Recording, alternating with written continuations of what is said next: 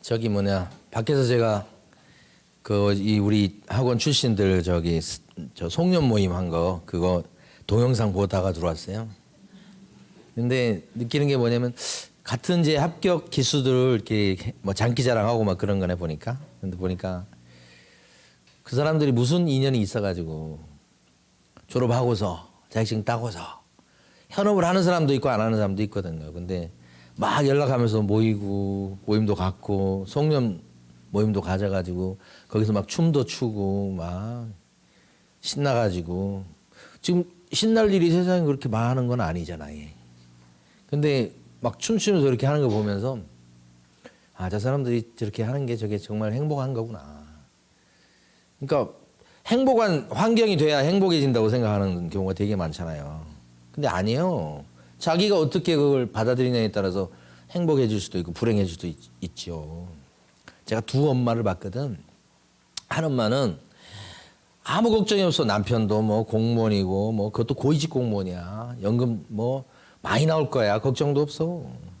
애들도 다 학교를 잘 갔어. 걱정이 없을 것 같아. 근데 딱 하나 걱정은 부동산 투자를 잘못해가지고 자기 집 한 채밖에 없다는 거예요. 그래가지고 그냥 이 땅이 꺼지게끔 한숨을 쉬어. 그것 때문에. 그래서 지금이라도 어떻게 한번 투자를 해볼까 해서 그것 때문에 우울하고 막 그런. 한쪽 집은 또 뭐냐면 뭐 부동산 투자는 잘했어. 그래가지고 집이 세 채야. 근데 자식들이 이제 대학교 갈 때 좀 원하는 만큼 못 갔어. 그리고 직장도 못 가지고. 그러니까 아들하고 딸 둘인데 그 아들, 딸 걱정 때문에 막 그냥 또 걱정 때문에 땅이 꺼져라고 한숨 쉬는 거예요. 그리고 저쪽 엄마는 무언 걱정이냐고 하는 거지. 그럼 반대는 또 뭐 똑같은 얘기 할 수 있잖아요. 그러니까 자기는 자기 게 제일 커 보이는 거예요. 그래서 그러지 말고 그냥 재밌게 살으라고 막 이렇게 얘기를 해줬더니만 그게 또 서운했는지 어쩌고 저쩌고 전화를 탁 끊어버리고 그냥 우리 집도 그런 뭐라 그러지 좀 근심거리 이런 거 얘기를 하려면 또 있어. 우리 아기가 건강이 안 좋아. 큰 놈이. 그게 무슨 이게 뭐야 귀도 난청이 좀 있고 예? 공부 지금 고3인데 고3 올라가는데도 그래요. 그래서 오늘 이제 병원 갈 건데 그래 뭐 평안한 집이 어디가 있어. 이재용은 평안할 것 같아? 아니야. 다 그런 걱정 안고 가는 거야. 근데 저기 송년회 밤 하는 사람들은 순간적으로 잊어먹고 그냥 이렇게 하는 거예요. 그냥. 그리고 돌아서고 집에 갈 때는 또 아이 걱정. 그게 인생이에요. 그게 내가 볼 때는 뭘 걱정 없는 사람이 어디가 있어. 세상은 모든 걱정이 다 자기만 안고 있다고 생각하면서 그냥 그러면 자기가 자기를 불안하게 만드는 거예요. 그렇게 생각해봤다고요. 밖에서. 어제 통화한 거라 생각 쭉 보니까 저 사람들은 걱정이 없어서 저렇게 춤을 추고 난리 부를까? 아니지. 걱정이 있어도 그런 거예요. 자, 앞쪽으로 가셔서 이제 어디를 좀 볼 거냐면 우리 앞쪽에 빼놓은 거 두 개를 보려고 해요. 교재에 보시면 90페이지입니다.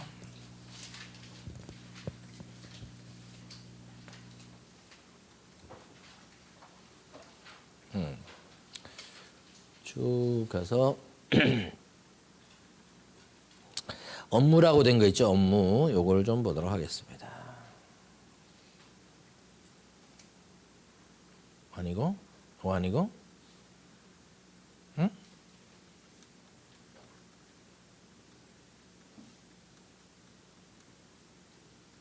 오늘 한 1시 반 정도까지 할 생각이에요. 업무. 이제 시험 문제가 한 문제 나오는데요. 업무가 이 법인인 개업공인중개사의 의무에 해당되는 게, 법인인 개업공인중개사의 의무에 해당되는 게 7가지가 나와. 그리고 시험에서는 이게 매년 한 문제, 매년. 근데 올해는 안 나왔어. 저번에 결격사에도 그랬어요. 매년 한 문제씩 나오는데 올해는 그냥 쉬어가는 게 그렇게 있더라고. 그 중에 하나가 이것도 그래요. 1번부터 7번까지 업무야. 그건데 자, 여러분 교재는 어디를 보시냐면 191페이지요. 91페이지 보면 거기 1번에 박스 안에 보면 1, 2, 3, 4, 5 이렇게 돼 있죠. 근데 사실은 그 14조의 1항에서 한번 읽어볼게요. 법인인 개업 공인중개사는 법인의 업무를 얘기하는 겁니다. 다른 법에 규정된 것을 제외하고는 중개업 및 이렇게 돼 있죠. 중개업의 동그라미를 딱 치셔요. 그 다음에 다음 각호에 규정된 업무와 2항에 규정된 업무 외에는 딴 업무를 함께 할 수 없다고 돼 있어요. 중개업만 동그라미 치시고 나머지는 내둬버려요. 그러면 중개업과 밑에 있는 5가지 업무 1번부터 5번 그 다음에 그 밑에 박스 밑에 가면 동그라미 2번에 나온 업무에서 총 7가지를 할 수 있다는 뜻이에요. 자, 다시 여기 여러분 동그라미 치신 거예요. 중개업에다가. 그 다음에 저 각호의 업무에서 1번부터 5번까지가 요거예요. 요거. 그리고 2항에 나온 업무가 저는 칠판에 7번으로 써놓은 거예요. 그래서 여기를 가지고 공부를 할 거예요. 여러분. 공부할 거, 이 페이지를 가지고 공부할 텐데 나중에는 암기까지 하시고 그러셔야 돼. 근데 지금은 이게 법인 업무지만 나중에 자격증을 여러분이 따시면 여러분이 할 수 있는 업무이기도 해요. 이게 그대로. 근데 여러분들은 자격증을 따시면 중개업만 하는 걸로 생각을 많이 하셔. 착각이에요, 착각. 그러니까 자격증을 따시면 사무실 내에서 중개업 할 수 있어. 이게 본업이에요, 본업. 본업. 근데 이거 말고 업무가 어떻게 되냐. 이거 말고 업무가 6개가 더 있는 거예요. 본업 말고도. 그래서 1번 보세요. 1번. 상업용 건축물 및 주택의 임대 관리 등 부동산에 뭐라고 돼 있어요? 관리 대행이다. 가장 중요한 단어가 임대 관리예요. 임대 관리. 임대 관리에 동그라미 딱 쳐주세요. 임대 관리. 그러면 이거예요. 이거. 제가 만약에 대전 지역에 다가구 원룸 한 20억짜리를 갖고 있어.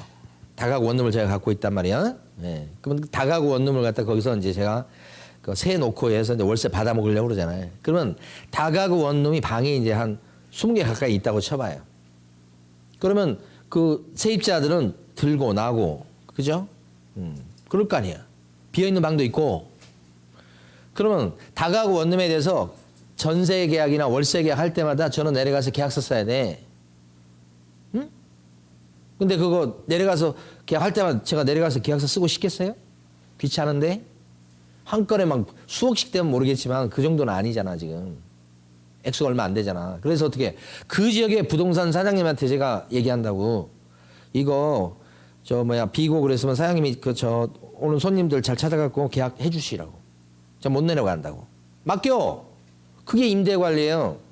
그러니까 임대 관리의 가장 대표적인 사례가 뭐냐면 다가구 원룸을 여러분 생각하는 게 제일 좋아. 근데 이렇게 세입자 방 비었을 때 드리는 것만 대신하는 게 아니고 살고 있는 세입자들이 화장실 고장났다, 불 나갔다 뭐 이런 게 있을 거 아니에요. 벽지 좀 새로 해야 되겠다 등등등 그런 거 있을 때 제가 일일이 내려가서 그 사람 상대해가지고 얘기 듣고 그다음에 비용 들여가지고 고치고 이렇게 하려면 좀 귀찮잖아. 그러면 제가 또 어떻게 해요? 그 지역에 관리업체가 있을 수 있어. 그죠? 관리업체에다가 아예 맡기는 방법도 있는데 그렇지 않고 그냥 어차피 그 부동산에서 뭐 세도 구해주고 그러니까 사장님한테 얘기하는 거예요. 사장님이 혹시 그런 일 있으면 시설 관리도 해달라고. 그것도 임대 관리야. 그럼 저는 신경도 안 쓰고 비용은 나가지 신경도 안 쓰고 그래서 방 18개 중에서 1개 정도 방은 그냥 없는 걸로 치는 거예요. 그냥. 왜? 그 관리 비용 들어가니까 관리해주는 그 월급 나가야 될 거 아니에요. 그렇게 해서 맡겨버리면 그냥 신경 꺼버려요. 그냥.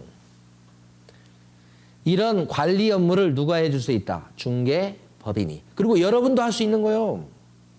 그걸 뭐라고 불러요? 임대 관리. 다만 시험에서는 임대 관리 해줄 수 있는 게 앞쪽에 보면 상업용 건축물하고 또 하나 뭐가 있어요? 주택. 주택이 다가구 원룸이라고 생각하시면 돼. 그러면 상가는 임대 관리 못 해주나? 해줄 수 있지. 제가 아시는 부동산님은 1층에 양지 부동산을 한단 말이에요. 응? 홍대 쪽이야. 근데 위에가 건물이 가보긴 했는데 정확히 몇 층인지 모르겠는데 한 5층쯤 될 거야. 응? 5층 건물인데 그 그 상가 주인은 저기 일산에 사시는 나이 드신 분이야. 이제 돌아가시는가 모르겠어. 그러니까 나이가 좀 많으신 분이야. 근데 그분이 그 관리를 하기 위해서 맨날 뭐 출퇴근하거나 그럴 수도 없어. 그러니까 이 양지부동산 사장님이 시키지도 않았는데 자기가 거기 있는 사람들 그저 수도세, 전기세 이거 나눠서 내야 될 거 아니야. 그거 다 계산해서 전체 얼마 나왔는데 몇 킬로 썼으니까 다 대계산기 뚫어서 얼마 내시와서 다 이렇게 해가지고 했단 말이야. 그걸 몇 년 동안 해줬어. 그러니까 그 주인이 그 1층 양지부동산에 대해서 월세를 안 올려. 고맙다고 따로 돈은 준 건 아닌데 월세 안 올리니까 좋지. 그 다음에 이제 뭐냐면 주변에 있는 건물주를 막 소개시켜. 건물주는 건물주하고 통하거든. 건물주 전화번호 알아내려면 얼마나 힘든 줄 아세요? 잘 몰라요. 그런데 막 건물주를 소개시켜. 저기 양지부동산 변사장, 변씨요. 변사장이 잘한다고 하면서 소개시키니까 그 사람이 빌딩을 막 매매를 하게 돼. 빌딩 매매하면 생기는 복비가 어마무시해. 그래서 지금은 수년 동안 그거 해갖고 이제는 빌딩을 사게 될 처지가 된 거예요. 어디서부터 시작해서? 관리부터 시작했어요. 그게 임대관리예요, 여러분. 그러니까 여러분의 일을 중개업에 딱 한정시킬 필요가 없어. 다 연계돼 있다고요, 그게. 응? 임대관리. 지금 눈빛은 전부 다 할 눈빛들인데 얼마나 귀찮게 해서 말이 쉽지. 귀찮잖아요. 내일도 바쁜데. 근데 돈도 안 받고 해주는 그 변사장 거기서 건물주가 감동을 먹은 거 아니에요. 그러니까 그 대가를 받게 되지 사후적으로. 아무나 할 수 있는 건 아니에요. 이게. 가만히 보면. 자, 1번 했어 1번. 자, 2번. 부동산의 이용, 개발 및 거래에 관한 상담이라고 돼 있죠. 이게 흔히 얘기하는 부동산 컨설팅이야. 땅을 갖고 있는 사람들이 컨설팅하게 되는 경우가 있을 수 있잖아요. 땅만 내가 지금 이 농지인데 이 땅 갖고 있는데 이거 계속 뭐 이게 지금 계획관리 지역이어서 이건 이제 뭐 잘하고 그러면 이제 어떻게 해서 이걸 좀 비싸게 팔아먹을까 이렇게 해가지고 요 중개법인에 또는 컨설팅 업체에 와가지고 이제 부탁을 하는 거야. 이거 어떻게 좀 비싸게 팔까? 하고 상담을 하는 거지. 그러니까 이 중개법인 여기 저 대표가 이제 그 사람 상담해주면서 요거 지금 계획관리 지역이고 막 그러니까 도로 접했고 막 그래서 건물 줄 수 있으니까 요걸 갖다가 농지인데 전용을 해갖고 응? 여기다 건물 칩시다. 건물 지으려면 대지로 바꾸고 막 그래야 되니까 그때 이제 좀 돈이 들어가는데 비용은 내가 계산해 보니까 요 정도 비용이 들어가. 비용 들어가는데 나중에 거기다 그렇게만 바꾸고 나면 팔 때 평당 3, 40밖에 못 받은 거 계획관리죠. 3, 40밖에 못 받은 거 평당 150에서 200 받을 수 있어. 그 비용 좀 써. 이렇게 하는 거야. 그러니까 그 땅 주인이 비용을 들여가지고 농지를 전용해가지고 집 질 수 있는 땅으로 딱 만들어 놓은 거야. 응? 그래서 집까지 지어서 팔면은 어떻게 비용은 더 들어가지만 더 뻥튀기가 되는 거고 그렇게까지는 내가 신경 못 쓰겠다 싶으면 어떻게 해요? 그냥 그렇게 만들어 놓은 상태에서 팔아달라고 하지. 그러면 중개법인 이런 데서 이제 그걸 갖다가 팔아준단 말이에요. 비싸게. 응? 그때 중개법인 대표가 방금 전에 했던 게 뭐예요? 컨설팅이란 말이에요. 응? 부동산을 어떻게 이용하면 좋겠냐? 땅을. 이걸 어떻게 개발하면 좋은지, 비용 얼마 들어가는지, 나중에 어떤 땅이 될 수 있는지 그거에 대해서 뭐예요? 가르쳐 주는 거지. 응? 거래할지 말지, 응? 어떻게 팔지, 얼마에 팔지 이런 것들을 상담해 주는 거. 그걸 뭐라고 불러요? 부동산 컨설팅이다 이것이. 응? 그러니까 업무 중에는 부동산 컨설팅도 업무에 들어가 있죠 지금. 중개법인 업무지만 여러분들은 공부하실 때는 내가 할 수 있는 업무구나 생각하시면서 하나씩 보셔야 돼. 그러니까 중개업만 하려고 그러지 말고 부업으로 이거 부업이에요, 부업. 부업으로 돼 있는 것을 하겠다 이렇게 생각하셔야 돼요. 자, 그다음에 자, 세 번째 봅니다. 개업 공인인사를 대상으로 한 중개업의 경영 기법과 경영 정보의 제공이라고 돼 있죠. 여기서는 경영이란 말에다가 동그라미를 딱 치셔야 돼요. 경영이란 말에다가. 그래서 우리끼리는 이걸 경영 컨설팅이다. 근데 칠판에도 비워놨습니다만은 누구를 대상으로 하는 거예요, 이거? 개업 공인중개사. 부동산 사장님이죠. 부동산 사장님을 대상으로 해서 어떻게 하는 거예요? 중개업소를 어떻게 운영하는 것이 좋을지에 대해서 컨설팅이 상담인 거죠. 상담? 조언해 주는 겁니다. 가르쳐 주는 겁니다. 이걸 부동산 뭐라고 그래요? 경영 컨설팅. 누구를 상대로 하셔야 돼? 부동산 사장님. 부동산 사장님이에요. 좀 색깔이 다르네 좀. 이거 중요하죠. 시험에서는 부동산 사장님을 대상으로 해서 중개업소를 어떻게 경영하는 게 좋을지에 대해서 컨설팅 해주는 거예요. 요 중에서 이제 요 몇 번입니까? 요 저기 지금 3번 업무는 뭐 그렇게 빚을 버는 업무는 아니에요. 자기 할 일도 바빠 죽겠는데 지금 다른 사람 중개업소 운영을 도와준다는 뜻이니까. 그렇죠? 그래서 이런 것은 뭐 안 하셔도 괜찮아. 근데 법에는 있어요. 자, 네 번째. 상업용 건축물 및 주택에 뭐라고 되어 있습니까? 분양대행. 분양대행이 뭐죠? 분양대행. 분양 계약을 체결하는 것을, 분양 계약 체결하는 것을 대신해 주는 거죠. 그게 분양시켜 주는 거야. 남의 신축 상가나 빌라를. 그럼 이것도 중개법인 업무에 들어간다. 그러니까 중개법인 입장에서 이렇게 하는 거예요. 신축 빌라가 8채가 지어졌어. 그 신축 빌라 주인한테 가는 거지. 저기 사장님, 이 8채 제가 책임지고 광고해갖고 분양을 시켜줄 건데 사장님 얼마 정도 금액이면 분양하는 거에 찬성할 수 있어요? 이렇게 물어봐가지고 금액을 알아내. 그러면 그 금액에 제가 분양시켜주겠다고 이렇게 얘기하는 거예요. 그리고 분양시켜줄 때마다 이제 한 채당 얼마씩 주면 제가 제 비용으로 다 알아서 다 광고해서 다 100% 분양시켜줄 테니까 저하고 그렇게 계약하자고. 그게 분양대행이에요.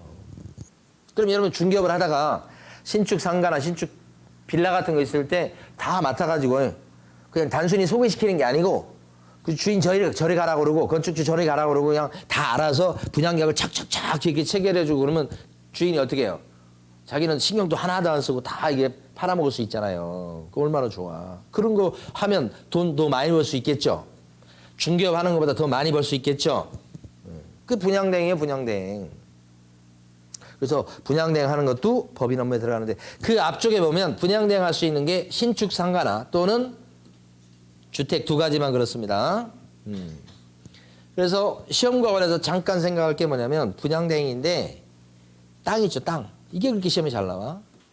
그래서 택지는 뭐예요? 땅인데 건물 지을 수 있는 땅을 택지 이렇게 얘기하잖아. 응? 그러면 이건 택지, 이건 땅이에요, 땅. 그럼 택지에 대한 분양대행은 법인 업무일까 아닐까? 택지에 대한 분양대행은 법인 업무일까 아닐까? 아닌가야? 뭐만 분양대행 할 수 있다고 그래서 지금 주택하고 또 하나 뭐예요? 상가 두 가지를 딱 전제로 하잖아요. 그러니까 시험에서는 토지에 대한 분양대행 그럼 뭐예요? 법인 업무가 돼야 안 돼요? 이런 걸 출제한다고 이제. 그러니까 이해를 하고서 그다음에 어떻게 출제되는지를 아셔야 돼. 택지에 대한 분양대행 그러면 법인 업무일까 아닐까? 아니야. 얘나 같은 말이라고. 택지는 위에 건물이 있다는 뜻이 아니에요. 건물 지을 수 있는 땅이라는 뜻이지. 상업용지 이거 구별을 못 하시더라고요. 상업용지 이렇게 나오지. 상업용지는 뭐예요? 지가 뭐야? 땅이야, 땅. 무슨 땅이지? 상업용 건물을 지을 수 있는 땅이라는 뜻이에요. 땅. 이거 상가 아니에요. 상업용지에 대한 분양대행 그러면 법인 업무일까 아닐까? 아니다. 이제 여기까지 발전하는 거예요. 옛날에 그냥 토지라고 그냥 대놓고 물어보다가 이렇게 바꾼단 말이에요. 이제 중요합니다. 이거. 그러니까 어쨌든 4번처럼 이런 상업용 건축물과 주택 이런 거에 대한 분양대행도 할 수 있고 5번 그 밖에 중개업에 부수되는 업무로서 대통령령으로 정하는 업무 5번은 대통령령에서 정한 업무인데 밑에 박스가 있죠. 017조라고 나와 있는 거 있죠. 거기서 보면 동그라미 2번에 이렇게 나옵니다. 대통령령으로 정하는 업무라 함은 하면서 중개 의뢰인의 의뢰에 따른 도배나 이사업체 소개 등 주거 이전에 부수되는 용역의 알선을 말한다. 그랬죠? 그러니까 거기 둘째 줄부터 밑줄 그으셔야 됩니다. 의뢰인의 부탁에 따른 도배나 이사업체 소개 등 주거 이전에 부수되는 용역의 알선. 시험에 잘 나옵니다. 이거. 제일 중요한 나라가 뭐냐? 도배나 이사업체 소개입니다. 형광펜, 도배나 이사업체 소개. 그 부분은 형광펜까지 칠하셔요. 결론. 우리가 중개하다 보면 손님들이 나 이거 고치고 들어가고 싶다. 그 인테리어 좀 잘하는데 좀 소개시켜라. 그러거든. 일반 손님들이. 그러면 우리 중개업소에서 인테리어 업체를 소개시키고 나중에 계약하게 되면 이제 나중에 또 사례금도 받고 그러잖아요. 이게 이거예요. 그래서 인테리어 업체 소개시키는 거, 도배 업체 소개시키는 거. 아니면 이사 가야 되니까 포장 이사업체 좀 괜찮은 데 소개시켜라. 어? 우리가 알고 있다가 이사업체 소개시켜. 그러면 거기서 나중에 계약하게 되면 고맙다고 또 사례금도 하고 그러잖아요. 그게 이거예요. 도배나 이사업체 소개시키는 거. 이게 여러분이 할 수 있는 일 중에 하나죠. 그것도. 도배나 이사업체 소개. 어디 갔어? 이게. 요거. 의뢰인에 따른 도배나 이사업체 소개. 요거예요. 요것도 중개법인이 할 수 있고 여러분도 할 수 있고 그런 거예요. 그러니까 여러분이 일감을 이해를 먼저 하셔야 돼요. 그 다음에 여기 끝이 아니고 동그라미 2번 있죠. 동그라미 2번 밑에 가면. 자, 2번 밑줄 긋고 읽어볼게요. 자, 개업공인중개사는 민사집행법에 의한 경매. 여기서 경매에다가 동그라미를 딱 치셔야 돼요. 이 경매는 빚을 못 갚아서 법원에 매물로 나온 거 얘기하는 겁니다. 그래서 입찰자가 높은 금액 쓴 입찰자가 가져가는 거예요. 이게 법원 경매죠. 경매 동그라미. 그 다음에 국세징수법 그 밖의 법령에 의한 공매대상 부동산에 대한 이렇게 돼 있죠. 공매 동그라미. 공매는 어떻게 생각하셔야 되면 우리가 세금을 혹시 안 내거나 밀리죠. 여러분 세금 잘 내셨어요? 우리는 우리 시민들은 일반 서민들은 잘 내요. 세금 안 내면 잡혀가고 막 죽는 줄 알아. 그래가지고 세금 내라고 그러면 그냥 아이고 그냥 뭐 요건 좀 하지 이렇게 많이 나와 이렇게 해서 요건 하는데 그래도 지켜서 날짜 지켜서 내잖아. 근데 윗대가리로 갈수록 세금 내라고 그러면 우습게 알고 그래. 힘이 있어갖고 그것들은. 세금 밀리는 놈들 보면 장관 하겠다 나온 사람들 보면 막 세금 막 밀려갖고 뭐 낸 적 그 장관 임명되기 직전에 다 내고 막 이러잖아.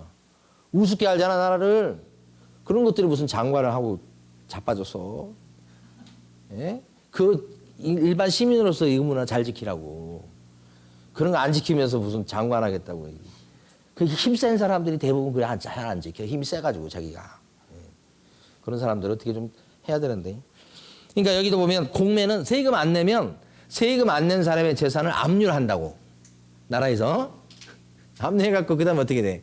그 사람들 재산도 많을 텐데 압류해갖고 그걸 갖다가 자산관리공사에 던져줘. 이거 강제로 팔으라고. 그래서 나 세금 거둘 거라고. 그게 공매예요. 그게 공매 물건도 꽤 있어요. 공매 처분되는 게. 세금 때문에 세금 때문에. 그 공매에 나온 물건이란 뜻이에요. 공매대상 부동산에 대한 권리 분석 및 취득의 알선과 이때 알선, 취득의 알선할 때 알선의 동그라미를 치셔요. 알선은 뭐냐? 소개만 시켜주는 거야. 여기 요 괜찮은 물건이니까 한번 들어가 보라고 소개시켜주는 거야. 그걸 뭐라고 불러요? 알선이라고 그래. 알선. 그 다음에 매수 신청 또는 입찰 신청 뭐요? 대리를 할 수 있다 이렇게 돼 있어요. 거기서 대리에다가 동그라미 치셔야 돼. 대리. 끝에 대리.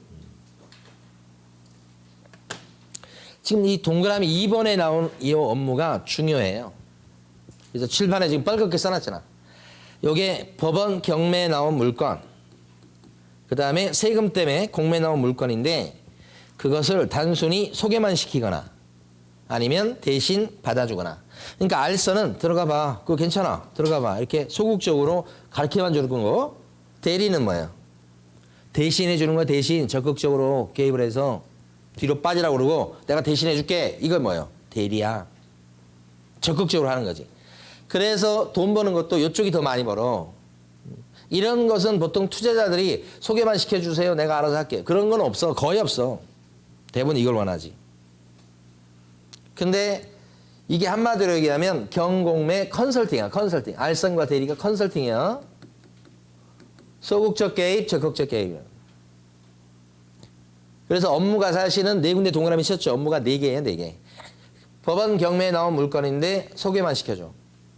이게 하나. 경매 물건인데 대신 받아줘. 둘. 두 번째 업무. 세 번째. 경매 말고 이번엔 공매 물건인데 소개만 시켜. 세 번째 업무. 네 번째. 공매 물건인데 받아줘 대신. 대리. 이렇게. 이 네 가지 업무를 할 수 있다는 거예요. 그게 요 2항이고. 줄여서 경공매 뭐요? 컨설팅이라고 해요. 이걸 누가 할 수 있다고요? 중개법인이 할 수 있고 여러분도 할 수 있어요. 그러니까 중개법인하고 여러분은 일단 기본적으로 똑같아. 여기서 할 수 있어 다. 이것도 할 수 있어. 그러니까 나중에 여러분들도 경공매 컨설팅 경험 쌓으셔서 하시면 돼. 근데 옛날에는 2005년도 노무현 정권 전에는 특히 요 대리 있잖아요. 대리를 갖다가 만약에 중개업소 사장님들이 하잖아. 그러면 변호사법 위반으로 처벌받았어. 형사처벌. 못하게 해서 그때 당시에는 이런 대리는 변호사 할 수 있었어. 그리고 법무사요. 중개사는 못했지. 근데 2005년도부터 법이 개정돼가지고, 예? 법이 개정돼서 이제는 중개사도 할 수 있게 바뀐 거예요. 2005년도 됐으니까 지금 이제 20년 다 돼가는 거예요, 지금. 근데 세상이 이치라는 게 너무 똑같아가지고 저는 그냥 깜짝깜짝 놀랐는데 하지 말라고 그러잖아. 제일 처음에 하면 처벌한다고 그러잖아. 그러면 하겠다는 사람이 그렇게 많아요. 근데 이제 법을 바꿨어요. 이제 변호사, 법무사 말고 중개사도 해라 이렇게 했어요? 안 해요. 왜 그러는지 몰라. 하는 사람 물론 있긴 있는데 생각만큼은 안 해요. 그러니까 여러분도 공부하게 만들려면 야 공부해야지 저 자격증 따지. 응? 응? 누구는 자격증 따서 못 쳤다더라. 공부해 막 이렇게 해서 공부하는 게 아니고 공부하지 마. 책 뺏어버려봐. 그러면 그냥 불 켜놓고 공부하겠다고 야단이요.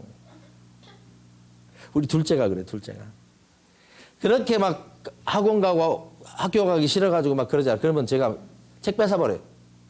야 공부하지 마. 공부 안 해도 잘 살아. 공부하지 마. 책을 뺐잖아. 그러면 이제 입이 이만큼 나와갖고 엄마한테 가서 일리지.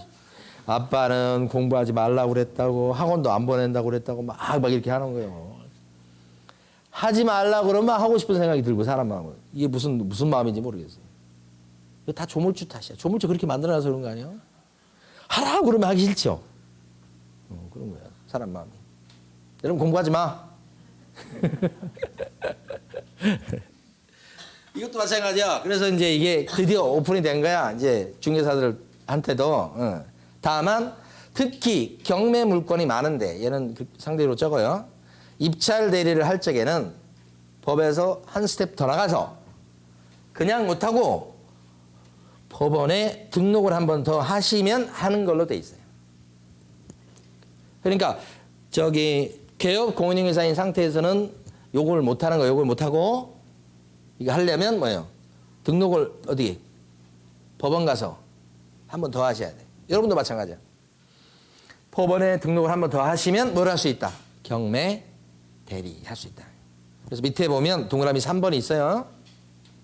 제일 끝에 동그라미 3번 읽어보겠습니다.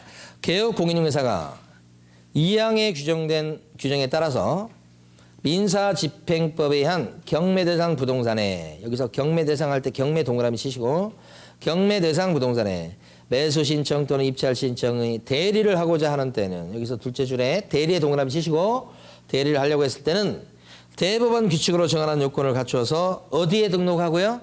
법원. 법원에 동그라미 또 치시고 형광펜 칠하시고 그러니까 세 군데를 갖다 형광펜 칠하세요. 경매, 대리, 법원 이렇게. 그리고 해라 이렇게 돼 있죠. 그 감동 받아라 이렇게 돼 있죠. 중요하지. 됐어요. 그러면서 여러분들은 이제 93페이지 가보세요.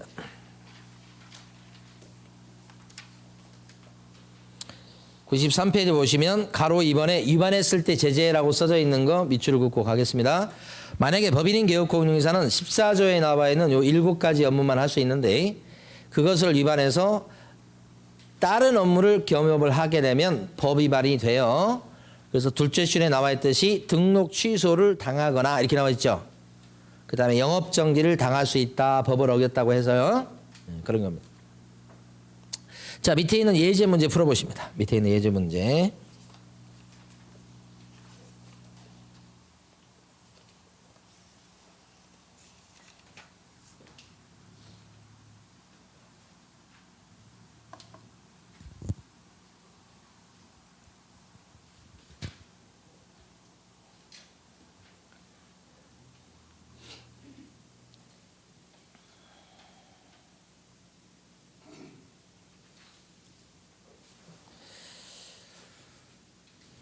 자, 1번에 주택의 임대 관리는 들어가는 거고요. 자, 2번에 보면 부동산 개발에 관한 상담 들어가는 거고요.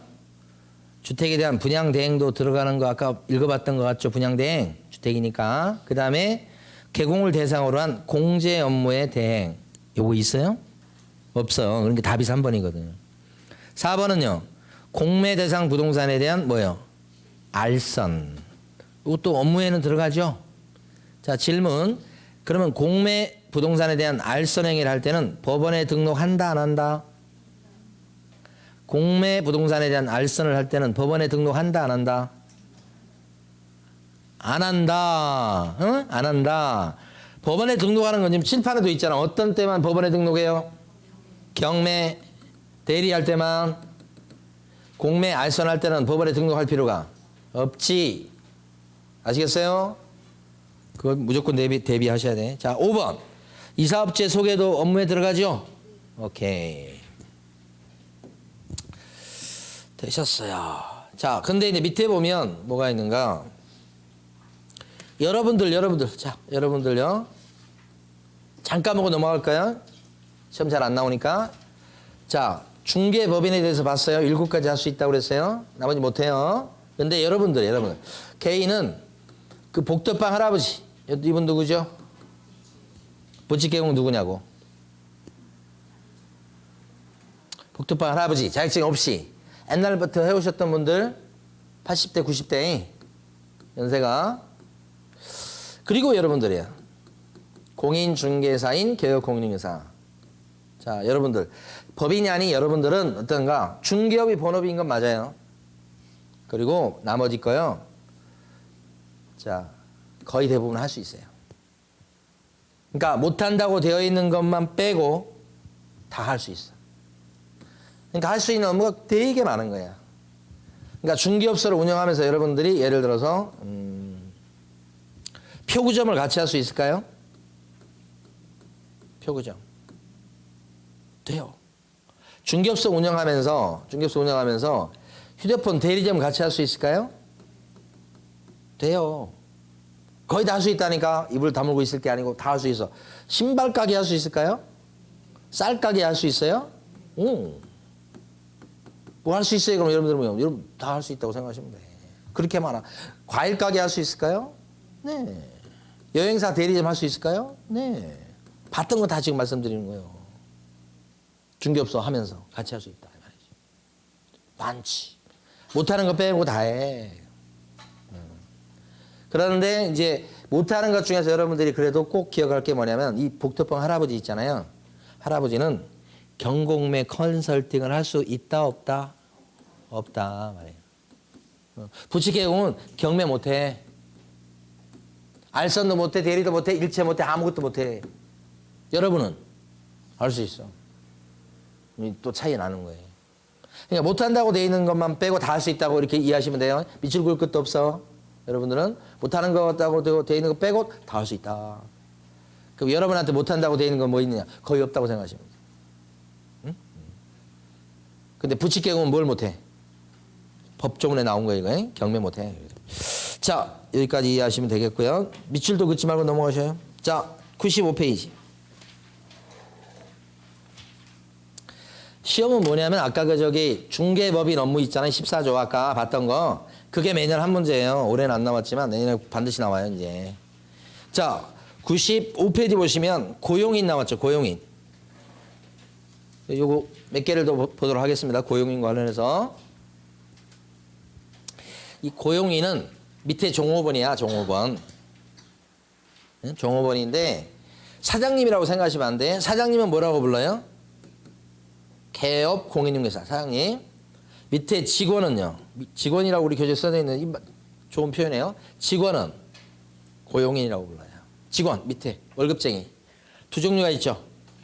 증을 갖고 있는 직원이 있고 증이 없는 직원이 있고 두 종류인 거죠. 심각한 얘기 아니에요. 한번 들으시면 다 이거 틀리실 분이 없어.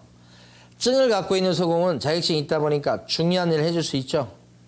계약서 써주고 밑줄 긋을 거 없어요. 계약서 써주고 설명해주고 확인 설명서 적어주고 뭐 그런 거 할 수 있어. 그러니까 거기에다가 도장을 찍을 의무가 있어. 도장. 도장을 찍을 의무가 있다 보니까 찍을 도장을 등록시킬 의무도 있다 이렇게 하는 거지. 그 다음에 보존 있죠. 보존. 보존은 자격증이 없죠. 그러니까 중요한 일을 해주면 안 되겠죠. 계약서 못 써줘. 그러니까 계약서나 확인설명서에 도장 찍을 의무도 없고 찍을 의무가 없으니까 도장을 등록할 의무도 없고 이렇게 되는 거지. 다만 이제 여기 안 나왔습니다만 중요한 차이가 소공은 일할 때 손님한테 나는 소공입니다 라고 알려줄 의무가 있다 없다. 나는 소공입니다 라고 고지할 의무가 있다 없다. 없어. 근데 중개보존은 일할 때마다 손님한테 나는 중개보존이다 라고 뭐예요? 알려줄 의무가 있다는 거지. 고지 의무가 있다는 거지. 만약에 고지 안 하면 500만 원 이하의 과태료의 제재를 받게 된다 이 말이지. 예? 그래서 여러분들은 지금 전체적인 내용을 일단 봤어요. 그러면 어디 가시느냐? 저기 96페이지 가보십니다. 일단 그 96페이지에서 보시게 되면 가로 3번에 고용신고 시험에 잘 나오는 부분입니다. 앞부분 정리하고 쉬도록 할게요. 자 보세요. 우리 사장님은 필요하다면 밑에 직원을 쓸 수는 있는데 두 가지를 지켜줘야 된다. 첫 번째, 결격자 아닌 사람을 써야 된다. 듣고 넘어가시면 돼요. 결격자에 해당되는 대표적인 사람이 미성년자입니다. 미성년자를 알바로라도 사무실에, 중개 사무실에 고용하면 법 위반이야. 알바라도 고용하면 안 돼. 결격자니까. 그 다음에 요거 지금 중요하다고 보려고 하는 거 아니에요? 부동산님은 직원을 썼죠. 그러면 관청에다가 고용했다고 신고하도록 돼 있어요. 고용신고입니다. 이 사람 씁니다라고 관청에 신고하도록 돼 있어요. 이걸 언제까지 고용신고하냐면 요 취직된 요 사람이 업무를 언제요? 시작하기 전까지, 그때까지 고용신고를 관청에, 구청 가서 하셔야 된단 말이에요. 이게 누가 해야 돼요? 사장님이 해야 돼. 고용신고요? 언제까지 한다고요? 업무 개시 전. 그거 안 하면 이게 이제 영업정지 한 달 정도 받아요. 고용신고 안 하면. 그래서 거기 보면 가로 3번에 동그라미 1번 첫 줄 끝에 가시면 형광펜 칠해놓을게. 고용신고는 언제까지 하시자? 업무 개시하기 전. 밑줄 긋고 형광펜 칠하고. 근데 셋째 줄에 보면 안 하면 영업정지 사유다 이렇게 써져 있죠. 셋째 줄에. 예. 근데 이거 업무정지 초치한 게 꽤 맞았어요. 이것 때문에. 고용신고 안 한 것 때문에. 그래서 동그라미 2번. 둘째 줄에 보면 전자문서현 신고도 가능하다. 이렇게. 이게 왜 그냐? 언제까지 고용신고하는 거예요 지금? 일 시작하기 전이죠. 그러면 면접을 봐서 내일부터 출근하세요 그래. 그럼 내일 출근해가지고 이제 일을 보기 시작할 거 아니에요? 청소도 하고 이렇게. 그러면 업무를 그 사람이 개시하기 전까지 관청에다 이미 신고가 들어가 있어야 돼. 근데 우리가 직원을 뽑을 때 면접을 보기나 했는데 이 사람이 진짜 잘할지 어쩔지는 확실치 않잖아요. 그래서 내일부터 출근하세요 해놓고 한 일주일을 또 보잖아요. 또 계속 가도 되는지 볼 거 아니에요. 그때까지는 신고를 안 하는 케이스가 많았어. 그러다가 한 일주일 됐으니까 저희가 잘 안 맞는 것 같네요. 다음 주부터는 이번 주 토요일까지만 출근하세요. 뭐 이렇게 딱 얘기하는 거야. 그러면 그 일주일 동안 일했던 사람은 뭐 봉투에 넣어서 뭐 주긴 하는데 그 말 들었을 때 기분이 안 좋지. 그럼 어떻게 해요? 가서 일러. 구청 가서. 그 구청 전화와 어떤 사람 거기 일한 적 있냐고. 부인하기 힘들어. 그 사람이 거기서 일한 그게 확실하니까 막 다 묘사해버려. 막 그 사무실 어떻게 생겼고 뭐 이렇게. 그러니까 영업정지 한 달을 받게 되는 거야. 그래서 이게 업무 개시 전까지 딱 했는데 이걸 법 위반 사례가 너무 많으니까 사무실에 앉아갖고 컴퓨터 앞에 앉아서 인터넷으로 신고하게끔 방법을 인정했다고. 그걸 뭐라고 불러요? 전자문서로. 전자문서로 정부 24 있잖아요. 거기 들어가서 신고를 한단 말이야. 고용신고 이렇게 해가지고. 그러니까 다음날 출근해가지고 이제 빗자루 들고 일을 막 하려고 그래. 그러면 잠깐 멈추라고 해야 돼. 그래서 앉아갖고 고용신고를 다 끝내고 나서 하시라고 이제 이렇게. 그게 이거예요. 전자문서가 그래서 연결되는 거예요. 그 다음에 동그라미 3번에 보면 관청은 고용신고를 이렇게 받잖아. 어디 가서 고용신고 하셔야 돼?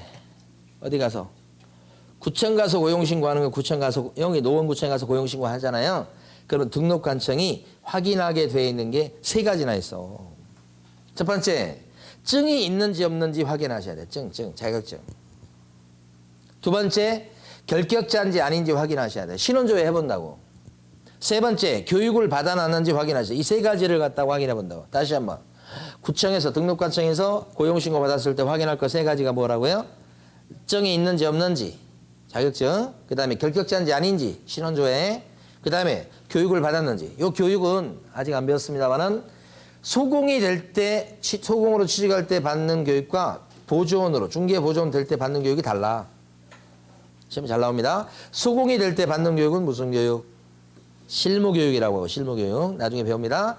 보조원 될 때 받는 교육은 직무교육이에요. 그래서 시간이 보조원 될 때 받는 직무교육은 3시간에서 4시간 정도예요. 짧아요. 근데 소공 될 때 받는 실무교육은 시간이 길어요. 28시간 이상, 32시간 이하 이렇게 길어요. 급이 틀려요. 그래서 이런 교육을 받았는지 또 뭐예요? 확인하시라 이런 뜻이에요. 그래서 여러분 밑줄을 그어보겠습니다. 동그라미 3번요. 가로 3번에 동그라미 3번. 수공에 대한 고용신고를 받은 등록관청은 공인중개사 자격증을 발급한 시도지사한테 쫓아가서 그 소속 공인중개사의 자격 확인을 요청해서 확인을 해봐야 된다는 뜻입니다. 이거 자격증 확인하는 거 얘기합니다. 자, 그 다음에 4번. 고용신고를 받은 등록관청은 결격사유에 해당 여부와 교육수료 여부를 확인해야 되겠다. 어때요? 교육수료 여부, 결격자에 해당되는 여부를 확인해야 되겠다. 맞죠? 그거 두 가지를 더 추가로 확인하셔야 돼. 여기까지. 그랬는데 여기 보면 하나만 더 보고 이제 진짜 쉽니다.